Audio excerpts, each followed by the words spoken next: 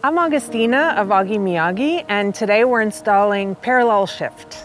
Creo que amarillo, verde, amarillo. The overall idea behind parallel shift is the learning triangle, made up of learning, experience, and achievement that basically describes our journey towards betterment and personal growth. There's a total of 100 triangles, and each one is sequenced with a color shift, so altogether they produce a moire effect. Part of my design ethos is to use off-the-shelf materials as an economical way to achieve scale.